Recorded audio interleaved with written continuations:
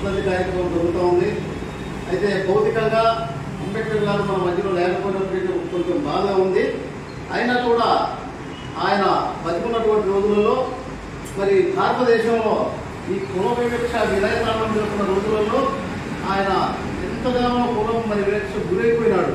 అటువంటి సమయంలో ఏది ఏమైనా చదువుకోవాలని చెప్పేది పట్టుదల కలిగి ఎన్నెన్నో డిగ్రీలు చదివి ఆయన ఈ బడుగు బలహీన వర్గాలు ఈ నిమ్న కులాలు ఏవైతే ఉన్నాయో వాటన్నిటికీ అప్పులు కల్పించి వాళ్లకు ఈ భారతదేశంలో మంచిగా చూడాలని చెప్పి మరి నిద్రాహారాలు లేకుండా కష్టపడి ఆయన మరి లండన్లో కూడా చదవడం జరిగింది.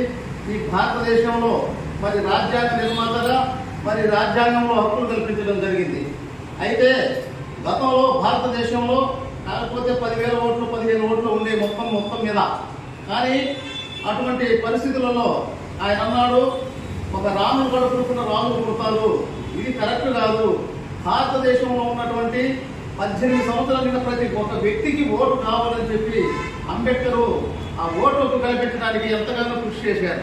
అయితే ఈయన లండన్లో మరి మొట్టమొదటిగా లండన్ వెళ్ళడానికి ఆ రోజు బ్రిటిష్ గవర్నమెంట్ పిలుపు నంపితే ఆ సమయంలో వచ్చేసి గాంధీ బీచ్ నుంచి కూర్చున్నాడు. అంబేద్కర్ గారు వచ్చేసి అంబేద్కర్ మీరు రౌండ్ టేబుల్ సమావేశం పిలిస్తే నేను రాను అని చెప్పి గాంధీ పోనప్పుడు మరి అప్పుడు బడుగు బలహీన వర్గాల నిమ్న జాతి నాయకుడు అని చెప్పి పేరు పడినప్పటికీ కూడా అంబేద్కర్ గారు లండన్ పోయిన తర్వాత మొదటి రౌండ్ టేబుల్ సమావేశంలో ఆయన ఒకటే మాట్లాడాడు, ఏంటంటే నీకు ఏం కావాలి ఏం సంగతి అంటే నాకు స్వాతంత్ర్యం కావాలని చెప్పి మాట్లాడాడు గాంధీ. అప్పుడు అందరూ కూడా మరి ప్రపంచమంతా నిలిరిపోయింది. ఇదేంటండి రిజర్వేషన్ కావాలంటాడేమో, పేదలకు హక్కులు కావాలంటాడేమో చెప్పి అనుకున్నాము, రిజర్వేషన్ అడిగారని చెప్పి ఆనాడు మరి అన్ని పత్రికలు కూడా అంబేద్కర్ గారిని ఆకాశానికి ఎత్తడం జరిగింది.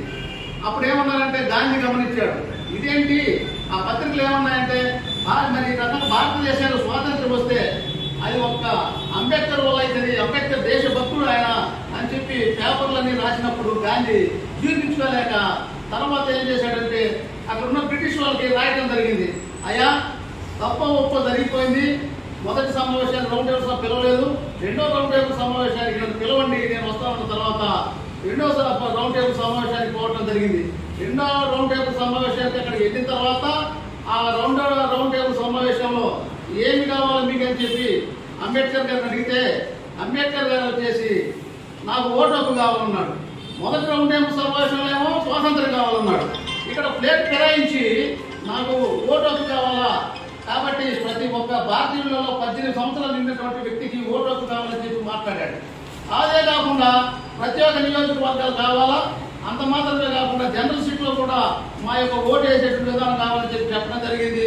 ఆ విషయంలో వచ్చేసి మరి 18 సంవత్సరాలు నిన్నటువంటి ప్రతి ఒక్కరికి ఓటు రావడం అంటే అది డాక్టర్ బాబాసాహెబ్ అంబేద్కర్ పుణ్యమే కానీ ఈ రోజు ఎవరు పుణ్యం కాదని చెప్పి ఈ రోజు వచ్చేసి బ్యాలెట్ పేపర్ల నుంచి రాజులుగా పుట్టడానికి ఆస్కారం కల్పించింది కూడా డాక్టర్ బాబాసాహెబ్ అంబేద్కర్ గారే.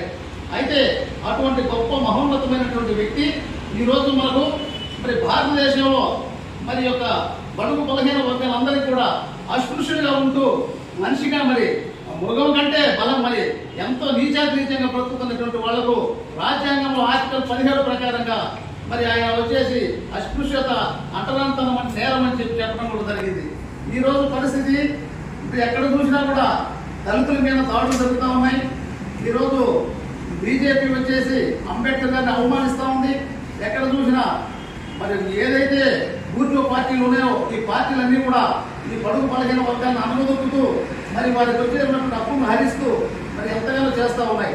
కాబట్టి ఈరోజు మనం వచ్చేసి మరి ఈ యొక్క భారతదేశంలో మనం బతకాలన్నా మన హక్కులు కాపాడుకోవాలన్నా రాజ్యాంగాన్ని కాపాడుకోవాలన్నా కూడా మనం అంతా కూడా ఏం చేయాలంటే మనం వచ్చేసి ఎస్సీ ఎస్టీ బీసీ ముస్లిం మైనారిటీలు అందరం కలిసి కూడా ఈ యొక్క మనకు ఉన్నటువంటి పార్టీ ఏదైనా ఉందంటే all India Bahujan Samaj party ఈరోజు అందరి హక్కులు కాపాడటానికి అది ముందుకు వచ్చింది. కాబట్టి ఈ పార్టీ ద్వారా మనం అందరం మమేకమై ఆల్ ఇండియా బహుజన సమాజ్ పార్టీని మనం అందరం ప్రోత్సహించే పార్టీలో మనం ఉంటూ పార్టీని బలోపేతం చేసుకుని ఈ యొక్క మరి ఆంధ్రప్రదేశ్లో ఉన్నటువంటి మరి అన్ని జిల్లాలలో అన్ని కమిటీలు వేసుకొని అదేవిధంగా నియోజకవర్గాలు మండల కమిటీలు బూత్ కమిటీలు వేసుకొని నిరంతరం మనం వచ్చేసి ఆ పార్టీని కృషి చేసి తీసుకొచ్చుకున్నట్లయితే మనమే వచ్చేసి ఎమ్మెల్యేలు అవుతాం, ఎంపీలు అవుతాం, మనమేమో ఒకటి ఆధిపత్యం తొలగిపోతుంది.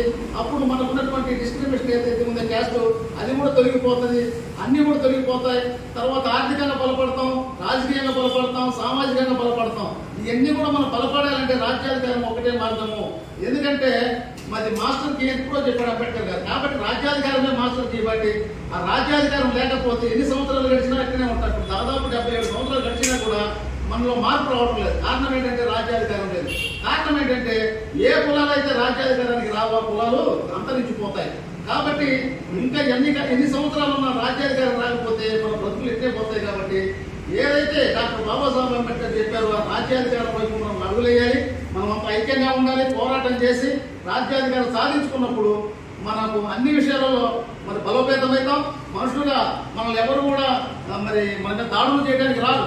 ఇప్పుడు దాడులు చేస్తున్నారంటే కారణం ఏంటంటే వాళ్ళ చేతులలో రాజ్యాధికారం ఉంది. మరి రెవెన్యూ డిపార్ట్మెంట్ కానీ పోలీస్ డిపార్ట్మెంట్ కానీ వ్యవస్థలు వాళ్ళ చేతులు గుర్తులో పెట్టుకొని మనల్ని వచ్చేసి ఏనాది చూస్తూ మనల్ని ఎంతగానో మనల్ని మరి బలి చేస్తూ ఉన్నారు. మన బిడ్డలను బలి చేస్తూ ఉన్నారు. మరి ఎడ్యుకేషన్లో మార్పులు వస్తూ ఉన్నాయి. ఎడ్యుకేషన్లో వచ్చేసి మనకు దాదాపుగా ఎస్సీ ఎస్టీ బ్యాక్లాగ్ కాస్ట్ పోస్టులన్నీ కూడా మరి జగన్మోహన్ రెడ్డి ఉన్నప్పుడు పప్పులు బెల్లాలని అక్కడ ఉన్నారు పంచి పెట్టుకున్నారు జనరల్ కేటగిరీలు మార్చుకొని. ఈ రోజు ఎక్కడ కూడా మనకు ఎస్సీలకు వచ్చేసి సంక్షేమ పథకాలు లేకుండా పోయినాయి. ఎస్సీ ఎస్టీ సప్లై నిధులు లేవు, అడిగేవాడు లేడు. ఈ రకంగా బలహీనపడిపోయింది. అయితే ఎవరో ఒకరు త్యాగం చేయాలి. ఆ త్యాగం చేయడానికే ఈనాడు మరి ఆంధ్రప్రదేశ్ లో all India Bahujan Samaj party ఏర్పడింది. ఈ పార్టీని మనం అన్ని వాడవాడలా అన్ని ఇప్పుడు చేనేత కార్మికులు చేనేత వస్త్రాలు వాళ్ళ విషయంలో ధర్నా చేస్తా ఉన్నాం.